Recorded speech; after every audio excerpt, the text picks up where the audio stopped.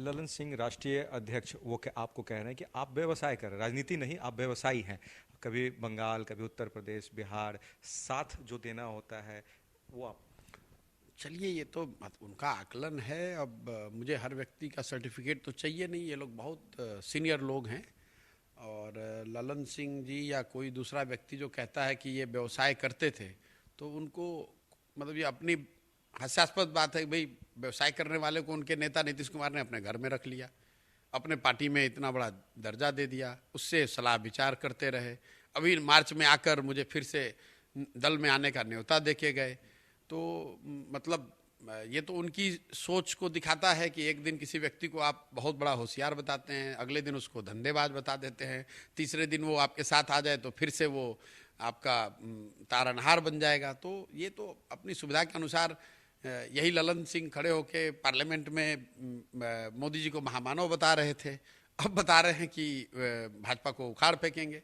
तो ये तो राजनीतिक टीका टिप्पणी है, इनको बहुत गंभीरता से लेने की जरूरत नहीं है। मुख्यमंत्री नीतीश कुमार भी प्रशांत किशोर के जितने नज़दीक थे, अब कहते ABCD का ज्ञान नहीं है। नहीं, ठीक बात है। मतलब नीतीश कुमार जी से मेरी नज़दीकी हमेशा रही है, आज भी है। व्यक्तिगत तौर पे हम लोग एक दूसरे को पसंद ही करते होंगे, लेकिन उन्होंने कहा, जैसा मैंने भी सुना, कि मुझे ABC का ज्ञान नहीं। तो मैं उन लोगों में नहीं हूँ जो दम्भ भरते हैं कि मुझे कितना ज्ञान है। संभव है कि मुझे ABC का ज्ञान नहीं है। जो भी थोड़ी बहुत समझ है, उसी समझ को और बेहतर बनाने के लिए बिहार आए हैं, बिहार में मेहनत कर रहे हैं, घूम रहे हैं, गाँव में जा रहे हैं।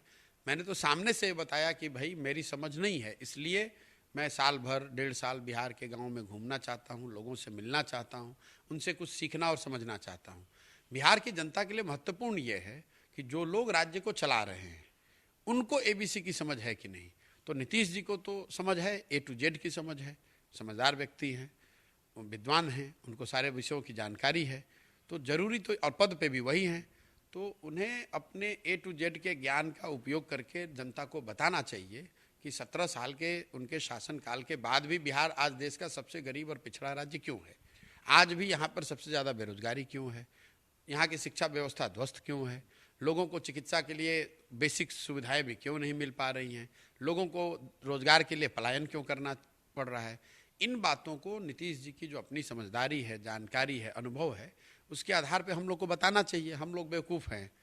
हम लोग तो भाई जो सरकारी आंकड़े आते हैं, राज्य के हों, केंद्र सरकार के हों, इंडिपेंडेंट एजेंसीज हों, जो इन्फॉर्मेशन पब्लिक डोमेन में है या जो समाज में हम लोग देख पा रहे हैं, उसके आधार पे बता रहे हैं कि भाई लोगों की स्थिति बहुत खराब है। लेकिन नीतीश कुमार जी ने कहा कि मुझे पता नहीं कि बिहार में क्या क्या विकास हुआ है। तो ठीक है, आप उसको बता दीजिए। आप बहुत बड़े नेता हैं, अपने पार्टी के माध्यम से बता दीजिए, सरकार के माध्यम से बता दीजिए। बता दीजिए कि यहाँ पर कितना रोजगार क्रिएट हुआ है, बता दीजिए कि आज देश में बिहार की आर्थिक स्थिति देश के दूसरे राज्यों के मुकाबले कहाँ खड़े हैं हम लोग, बता दीजिए कि पलायन के फ्रंट पे कितना काम हुआ है, बता दीजिए कि उनके 17 साल के कालखंड में कितने उद्योग लगे हैं। ये बता देने में नुकसान क्या है। वो ये कह रहे हैं कि बहुत काम हुआ है। मान लीजिए बहुत काम हुआ है, तो जो बहुत समझदार लोग हैं उनको पता चल जाएगा कि बहुत काम हुआ है। हम लोग जैसे कुछ अनपढ़ लोग भी रहते हैं बिहार में, नासमझ लोग रहते हैं बिहार में, तो हम लोग भी तो बिहार के नागरिक हैं, वोटर हैं। तो कम से कम उस नाते ही हम लोग को बता दीजिए कि बहुत सारे कामों के कुछ लिस्ट शेयर कर दें, हम लोग भी जान जाएंगे।